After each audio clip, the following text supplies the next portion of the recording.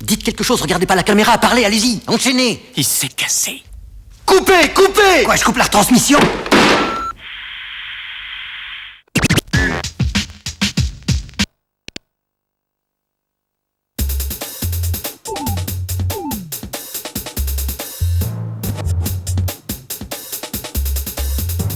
Dans 5 minutes, on est à l'antenne. 4, 3, 2, 1, et on démarre. Du sensationnel, du sang, des stars, c'est Médiabolique. Demain promet d'être encore plus chaud. On n'est pas là pour mettre en scène l'information. Coupez, coupez. On est à l'écoute maximum, monsieur. Toi aussi tu peux être riche. Si tu fais de l'audience. Télé-menteuse, télé-envieuse, télé-voyeuse et télé-tueuse, s'il le faut. Attention lui, merde. De fausses larmes en plan de coupe pour émouvoir les foules. Ce genre d'émission est exceptionnel. C'est l'événement en direct et c'est ce qui plaît. Quel spectacle. Putain, toi qui demandais de la grande fête, tu vas être servi. Totalement répréhensible et immoral. Quand les stars du grand écran incarnent la troublante ambivalence du petit écran shooté à l'audimat, on plonge dans la fascination. On aboutira à une sorte de spectacle absolu. C'est un peu effrayant, non? En novembre, mois Médiabolique sur Cinéphase.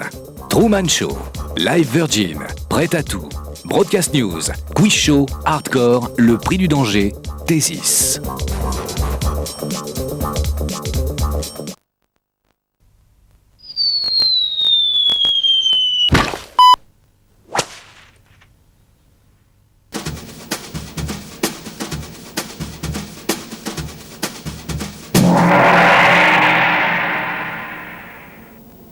Qu'est-ce qui passe ce soir à la téloche?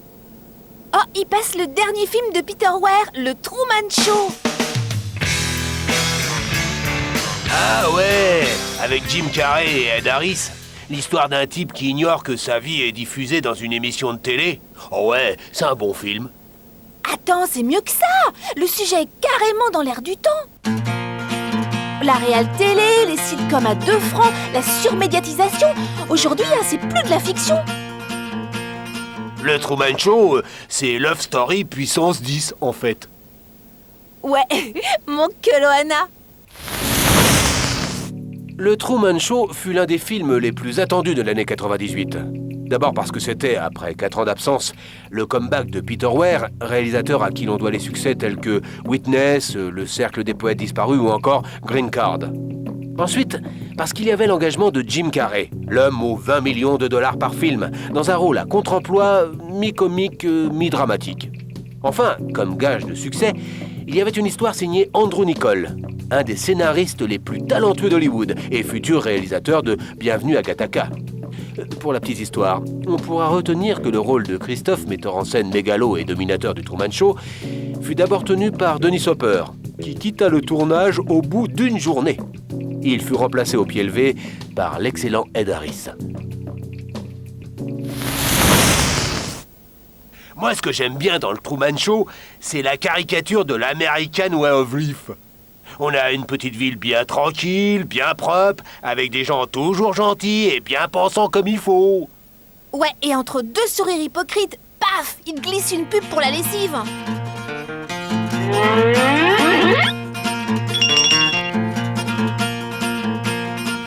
Oh, trop fort!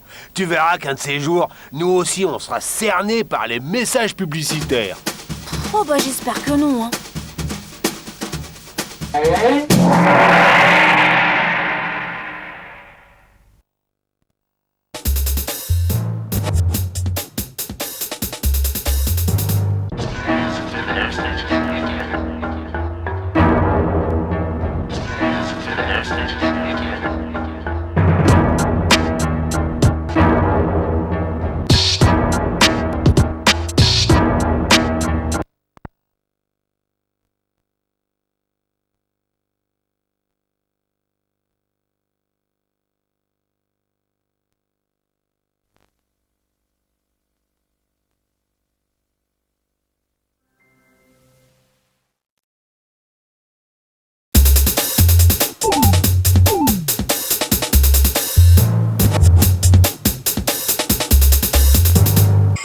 minutes, on est à l'antenne. 4, 3, 2, 1, et on démarre. Pour bosser à la télé, il y en a qui sont prêts à tout risquer. Demain promet d'être encore plus chaud. On n'est pas là pour mettre en scène l'information. Coupez.